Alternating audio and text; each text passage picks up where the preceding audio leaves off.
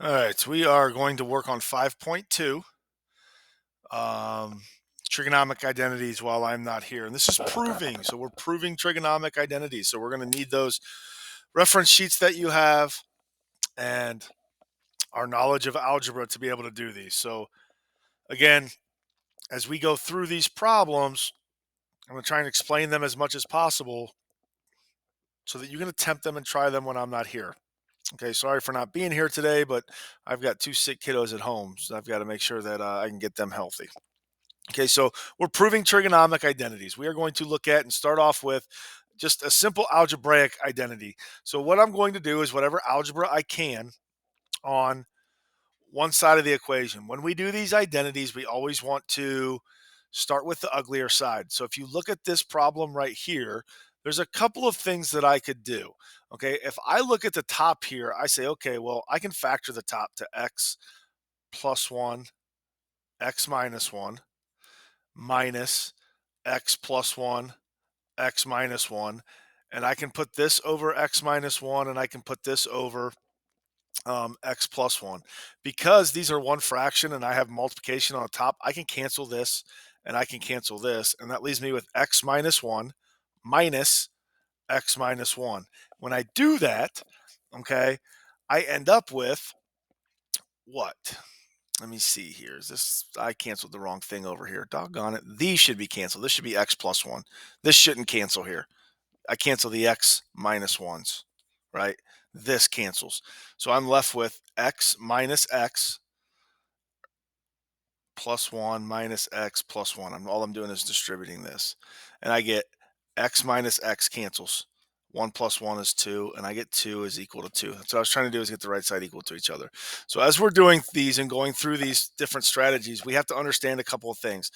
I cannot cross multiply and assume the left side is equal to the right side. I can only work on one side of the equation. Okay, we're going to move into trig functions and understand the proof begins with expressions on one side of the identity. We're only dealing with one side of the equation. It doesn't matter which side you work with, but I'm going to give you some hints as to what you should do. The proof ends with both expressions equaling each other. Okay, the proof in between is going to deal with trig identities or algebra so that I can get to the following right side. So here's the strategies that I'm going to try to use when it comes to simplifying trig identities or proving trig identities. Again, I'm trying to make the left side equal to the right side. So I'm going to pick with the more complicated side. I'm going to underline these that I think are really important. Okay, we're going to start with the more complicated side. If no other move suggests itself, convert the entire expression involving sines or cosines. And then we want to make sure we combine fractions and get a common denominator when we can. We also are going to use algebraic identities, as in the conjugates, so that I don't have the middle term. Okay. And we always want to be mindful of what I'm trying to get. In other words, if I have a tangent on the right side and I could change something to the left to a cotangent, that might not do me any good. I need to make sure that I understand that I'm trying to get the left side equal to the right side. So again, as I do these problems, I try to tell my students, draw a line right down the middle of the equal sign. I'm only going to deal with one side of the equation. Okay. So I'm going to start with the left side here, and I'm going to try to make the left side equal to a secant times a cosecant. So what can I do here? I can't add a tangent and a cotangent. So I'm going to change these to sines and cosines. Sine of x over cosine of x plus cosine of x over sine of x. All this is, the first step that I did is my quotient identities.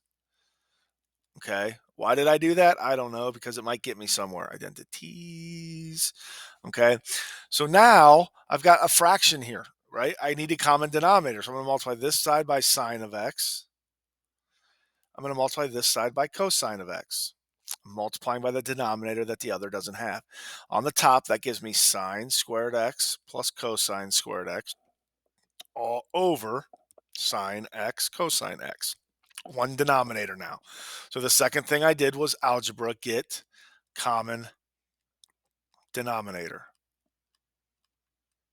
Okay. Now, what does the third thing equal? The third step, sine squared of x plus cosine squared of x, is a Pythagorean identity. That's 1 is sine of x cosine of x. So that's my Pythagorean identity. And again, as I start doing these, I'm going to label these algebra, Pythagorean, identity. I'm not going to keep writing out everything. Okay, well, what does this equal? This is the same thing as 1 over sine of x times 1 over cosine of x, which is 1 over sine of x using the reciprocal identity is what? Cosecant of x, and 1 over cosine is secant of x. And it doesn't matter the order you have those in. The last thing was the reciprocal identity. And again, I'm trying to get the left side equal to the right side, and I did that in those 4 steps. I know what I'm trying to get to. Okay, let's take a look at another example and do a couple of them here. So again, let's take a look at which side is uglier. I would say the left side. So I'm going to get a common denominator. Okay, so step 1, I'm going to kind of move this over so I can use my steps here. I'm going to get a common denominator. I'm going to multiply this by secant of x plus 1. I'm going to multiply this by secant of x minus 1. Again, I'm multiplying top and bottom, so I have a common denominator of secant of x minus 1, secant of x plus 1.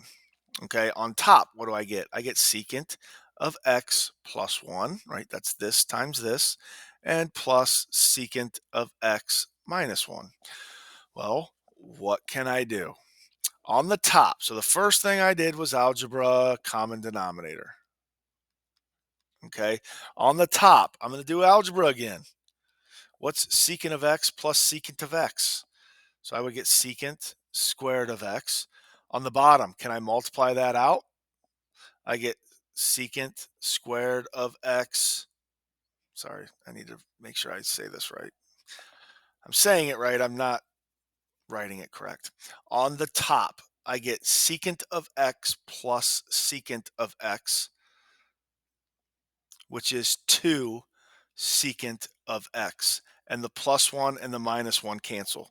On the bottom, I get secant squared of x, right? That's this times this. My middle terms will cancel because they're conjugates, and then minus 1 times 1 is a negative 1. So I've got the 2 that I need. I need a 2 up here. I'm good with this. I need to somehow change this secant of x and this secant squared of x. So I'm going to look at just the bottom right now. I'm going to change secant squared of x using a trig identity to what? What does secant squared of x equal? 1 plus tangent squared of x? No, secant squared of x minus 1 is tangent squared of x. So I got 2 secant x over tangent squared of x. Okay. Well, again, what does tangent squared of x equal? 2 secant of x over tan x times tangent of x. So again, if you're following along with this, I'm just using my identities. I'm going to run out of space here, so I'm going to just keep going to the right. Well, can't I move this tangent? What's the reciprocal of this tangent? I can change this to a cotangent. So I'm going to change this to a cotangent on top, 2 cotangent of x. I'm going to change this secant to 1 over cosine of x using a reciprocal identity. That's going to all be over sine of x over cosine of x, which is the same thing as multiplying by the reciprocal, right? So 2 cotangent of x times 1 over cosine of x times the reciprocal, which is cosine of x sine of x, is the same as 2 cotangent of x, my cosines cancel, times 1 over sine of x, and that is equal to 2 cotangent of x times, this is the reciprocal identity, cosecant of x. Cosecant of x. And using identities, I got the left side equal to the right side. A lot more involved, but again, as I go through these steps, common denominator, again, the question is, how do I know to change from one to the other? You don't. You just have to try stuff until you get, but I know what I need the end result to be. I need the end result to be what's on the right side of the equal sign. Okay. So this problem here, prove this identity. Okay. I'm going to, and again, this is where you're probably going to need some help and you're going to have to try things. I'm going to try and multiply top and bottom by the conjugate here. So I'm going to multiply top and bottom by 1 plus sine of t. And again, why am I doing that? The only thing that gave me this idea is I know in the end, I need a 1 plus sine of t on the top over here. That's what I need this to equal. So I'm going to get that right off the bat. Okay. So on the top, I have 1 plus sine of t times cosine of t. On the bottom, I get 1 minus sine squared of t. Okay. Well, this is a Pythagorean identity. I can rewrite this as 1 plus sine of t, which I know I need it to stay, over, or times cosine of t over, what does 1 minus sine squared of t equal? Look at your trig identities, and that's equal to cosine squared of t. Well, look what happens when you do this. One of these cosines cancel, and I'm left with 1 plus sine of t on top and a cosine of t on bottom, and now I have the left side equal to the right side. So I'm going to give you a worksheet. It's got about 20 problems on it. The first 6 are just simplifying what we did in our homework the last couple days. The next 14 are prove one side is equal to the right side. When I have these problems, okay, things I cannot do, I cannot move things from one side to the other. Like I can't do cross multiplication on this problem because I'm assuming they're true. Your job is to prove to me. So once I start on one side, I'm going to stay on one side. Okay, so I can't like use inverse operations to get things by themselves.